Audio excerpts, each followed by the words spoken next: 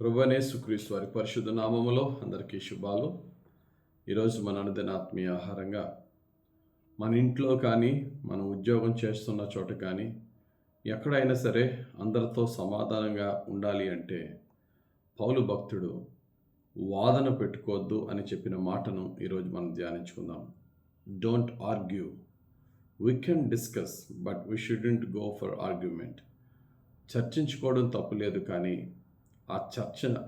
చర్చించుకునే చర్చ వాదనగా మారిందనుకోండి, అది ఎన్నో సమస్యలకు దారితీస్తుంది. అదే మాటను మనము తిమోతికి రాసిన 2వ పత్రిక 2వ అధ్యాయము 14వ వచనంలో ప్రారంభ లైన్లోనే మనం చూడొచ్చు. వినువారిని చెరుపుటకే గాని మరి దేనికిని పనికిరాని మాటలను గూర్చి వాదము పెట్టుకొనవద్దని. మనం వాదన పెట్టుకున్నామనుకోండి, ఎవరితో అయినా, అది ఇంట్లోనే అవ్వచ్చు, ఉద్యోగంలో అవ్వచ్చు, సంఘంలోనే అవ్వచ్చు, మామూలుగా సరదాగా మాట్లాడుకునే మాట, ఆ తర్వాత అది ఒక డిస్కషన్గా మారి, చర్చగా మారి, దాన్ని మరలా ఇంకా కొనసాగించి అది వాదనగా, ఆర్గ్యుమెంట్గా వెళ్తే గొడవలకి దారితీస్తుంది. అయితే అది అలాగా వాదన చేసుకునే వారికి మాత్రమే కాదు, వారిద్దరి వాదన వినేవారికి కూడా ఎందుకు పనికిరాని మాటలుగా ఉంటాయి తప్ప, నిరుపయోగకరంగా ఉంటాయి తప్ప ఏమాత్రం ఉపయోగకరంగా ఉండదు వాదన. యేసు ప్రభు వారి జీవితంలో మనం ఇది చూడొచ్చు చాలా స్పష్టంగా. యేసు ప్రభు వారిని ఎలాగన్నా వాదనకి దింపడానికి చాలామంది ప్రయత్నించేవారు. చాలా చోట్ల యేసు ప్రభు ఉపయోగించే మాట ఏంటంటే, వారు అడిగిన ప్రశ్నకు మరలా ప్రశ్నతో జవాబు ఇచ్చేవాడు, వారి నోర్లు మూయించేవాడు. ఒకవేళ జవాబు చెప్పాలంటే జవాబు చెప్పేవాడు. ఆ జవాబుని వారు అంగీకరించకుండా వాదన దిగినప్పుడు మౌనముతోనే సమాధానం చెప్పాడు. సిలువకు అప్పగించబోయే ముందు రకరకాల వాదన పెట్టేవారు. యేసయ్య మీద అన్యాయపు నిందలు వేస్తున్న సమయంలో కూడా ఆయన తలదించుకుని వారికి ఏమాత్రము జవాబు ఇవ్వకుండా ఉన్నాడు. యేసయ్య జీవితంలో మనం దీన్ని చాలా స్పష్టంగా చూడొచ్చు. మన యొక్క ముఖ్యమైనటువంటి ఉద్దేశం ఏంటంటే, సత్యాన్ని ప్రకటించాలి, సత్యాన్ని వివరించాలి, సత్యానికి విరోధంగా ఎవరన్నా మాట్లాడినప్పుడు ఖండించాలి, వారికి అసత్యం అంటే ఏంటో తెలిపి సత్యాన్ని బోధించాలి. అయితే వారు బలహీన విశ్వాసులై ఉండి మన యొక్క విశ్వాసమును వారు అర్థం చేసుకునే విధంగా ఉన్నప్పుడు వారితో ఎలా ఉండాలో రోమీయులకు రాసిన పత్రిక 14వ అధ్యాయం 1వ వచనంలో పౌలు గారు అంటున్నారు, విశ్వాస విషయమై బలహీనుడైన వారిని చేర్చుకొనుడి, అయినను సంశయములను తీర్చుటకు వాదములను పెట్టుకొనవద్దు. సంశయములను తీర్చుటకు వాదాలు పెట్టుకోవద్దు. బలహీనమైన విశ్వాసులను చేర్చండి, ప్రేమను చూపండి, సత్యాన్ని తెలపండి. అతడి సత్యాన్ని రిసీవ్ చేసుకోలేని స్థితిలో టైం ఇవ్వండి. ఒక టైం వచ్చినప్పుడు దేవుడే అందరి హృదయాన్ని మార్చుతాడు, కానీ ఇప్పుడుకిప్పుడు ఈ రాత్రి, ఈ పగలు, ఈ సమయంలోనే మారిపోవాలని ఎప్పుడు అనుకోవద్దు. ఒకటెప్పుడు గుర్తుపెట్టుకోవాలా, ఎవరిని కూడా మన సొంత మాటలతో మనము మనసు మార్చలేము, సత్యములోనికి నడిపించలేము.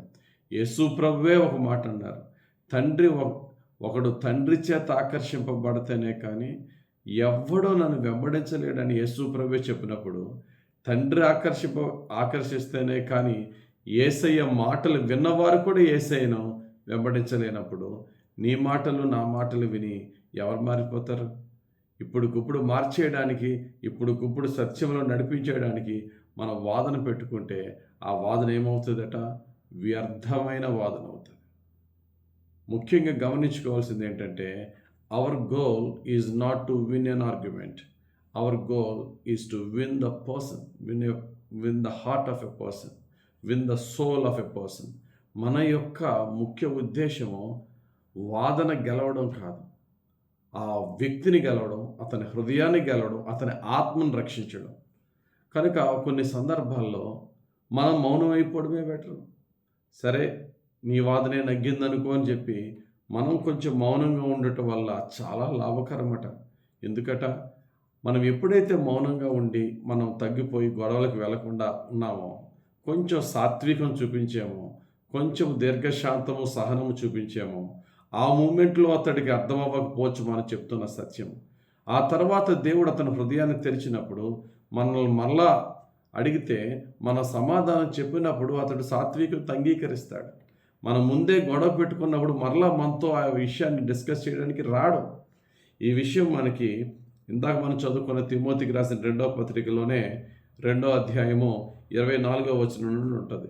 26వ వచనం చూస్తే, ప్రభు యొక్క దాసుడు అట్టి వారిని సాత్వికముతో శిక్షించుచు జగడమాడక అందరి ఎడల సాధువుగాను బోధింప సమర్థుడుగాను కీడును సహించువాడుగాను ఉండవలెను. వాదనలో మనం తగ్గాలంటే కొంచెం సాధువుగా, కీడును సహించువానిగాను, జగడమాడని వానిగాను, సాత్వికునిగాను ఉండండి.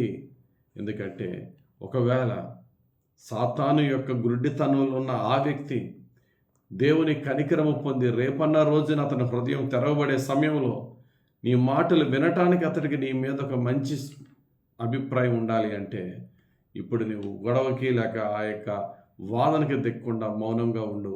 ఇప్పుడు వినకపోతే తర్వాతన్నా వింటాడని వాక్యం చెప్తుంది. కాబట్టి ప్రియులారా, దేవుని బిడ్డలుగా మనము ఎవరితో అయినా సరే సమాధానం చెప్దాం, చర్చిందాం, అంతకు మించి వాదనకి వెళ్ళొద్దు.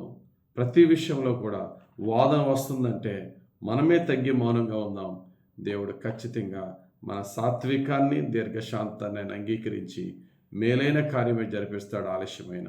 కాబట్టి దేవా, నాకు ఓర్పు, సహనము, సాత్వికము దయచేసి, నోరుంది కదా, జ్ఞానం ఉంది కదా, వాక్చాతుర్యం ఉంది కదా అని చెప్పేసి వాదనకు దిక్కుండా ఉండగలిగే సహనము నాకు ఇవి ప్రభు అని దేవుడిని అడుగుదాం. ఆ సహనము, సాత్వికం ద్వారా అనేకులను ప్రభు కొరకు గెలుచుకుందాం. దేవుడు తన పరిశుద్ధ వాక్యం మన జీవితంలో నెరవేర్చును గాక. ఆమెన్. పరిశుద్ధుడా, ప్రేమ కలిగిన తండ్రి, ఈ రోజుకు మాకు కావాల్సిన వాక్యం ఇచ్చారు.